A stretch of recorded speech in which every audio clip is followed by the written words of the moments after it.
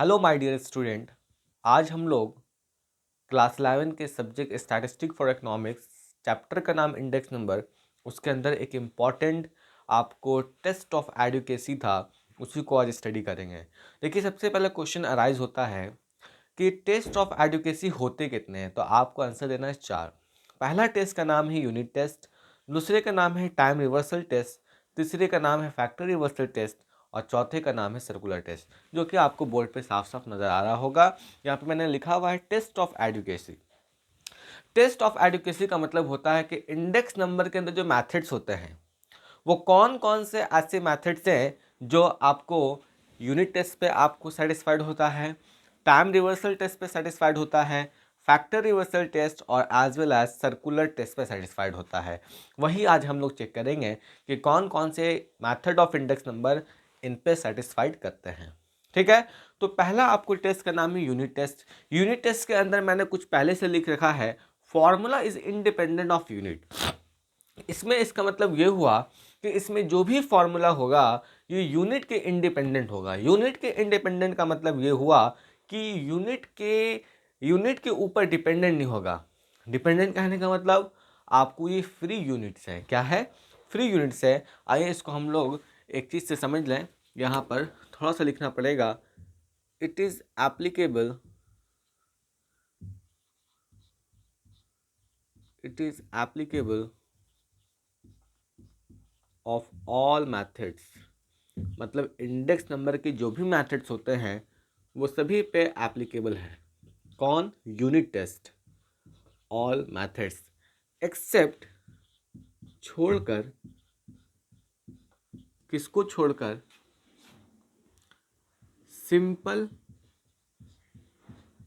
Aggregative, simple aggregative method को छोड़कर। यानी इसको हटा दिया जाए, सिंपल एग्रीगेटिव मेथड को हटा दिया जाए तो जो भी आपको बच गए, लाशपेयर है, पास्चर्स है ना, मार्शल है, फिशर है, ये इन सभी पे क्या होता है? सेटिस्फाइड होता है। ठीक है, आइए उसके बाद टाइम रिवर्सल टेस्ट क्या है, तो इसको बताने से पहले मैं कुछ लिखना चाहूँगा। लिखूँगा P01 P10 = 1। देखिए, P01 का मतलब क्या हुआ? P01 का मतलब हुआ, हम इसको पढ़ते कैसे थे आपको सिखाया था, price of current year, price of current year base with base year, है ना। प्राइस ऑफ करंट ईयर, पहले 1 को पढ़ेंगे, जो आगे हो उसको पढ़ेंगे। तो price of current year,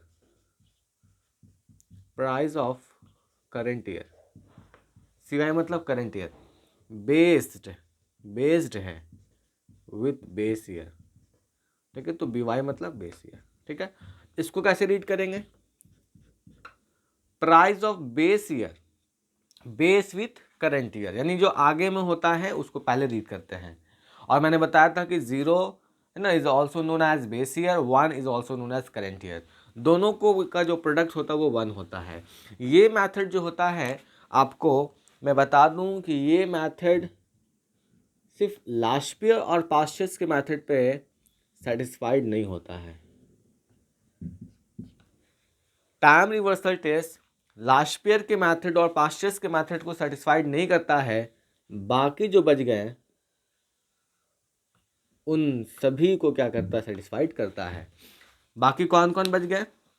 martial, Fisher, Kelly's, simple aggregative index, simple geometric mean of price relative, weighted geometric mean of price relative. यानी इनको करता है दो को छोड़कर। वो दो कौन है? लाशपियर और पास्चर्स। ठीक है, नेक्स्ट है factor reversal test. Factor reversal test को भी समझाने से पहले मैं कुछ लिखूंगा, P01 × P10 = V01। वही चीज़ है, price of current year base with base year, price of base year base with current year, जो बराबर होता है value, V for value, value of current year base with base year के बराबर होता है। ठीक है, इसमें आप चीज़ याद रखेंगे, इन पर आपको सिर्फ और सिर्फ ओनली, ठीक है, यहाँ पे मैं लिख रहा हूँ only Fisher only Fisher index method और सिंपल ज्योमेट्रिक या सिंपल एग्रीगेटिव इंडेक्स, ठीक है, simple aggregative index, simple aggregative index, ठीक है, मेथड्स आर सेटिस्फाइड, यानी केवल यही दो मेथड जो होते हैं आपको फैक्टर रिवर्सल टेस्ट पर क्या होते हैं, सेटिस्फाइड होते हैं, बाकी और कोई नहीं करता है, ठीक है। तो आपको इस चीज़ को याद करके चलना है। Point number 4, circular test. इसको मैं बताने से पहले कुछ लिखूंगा। It is an extension of, ये एक एक्सटेंशन है, किसका है, ऑफ टाइम रिवर्सल टेस्ट। तो टाइम रिवर्सल टेस्ट का ये क्या है, एक्सटेंशन फॉर्म में, मतलब एक बड़ा रूप है, एक बड़ा रूप है। आइए इसको भी कैसे करेंगे, ध्यान रखना है।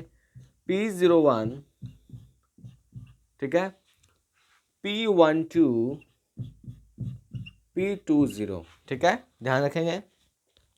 P01 P12 इंटू P20 बराबर 1, यानी इसमें आपको तीन चीज़ आ गया है ना, 1 पहले आया 0, फिर 1 और 2, ये तीन चीज़ को आप लेके प्रोडक्ट कीजिएगा तो आपकी वैल्यू 1 के बराबर आएगी, ठीक है। इसमें याद रखना है आप लोग को, ओनली SGM, मतलब शॉर्ट में लिख रहे हैं, जगह नहीं है, ओनली SGM मतलब सिंपल ज्योमेट्रिक मीन, ठीक है, of price relative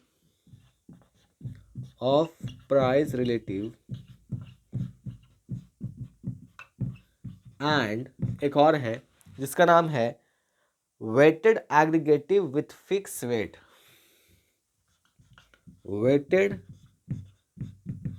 aggregative with fix wait.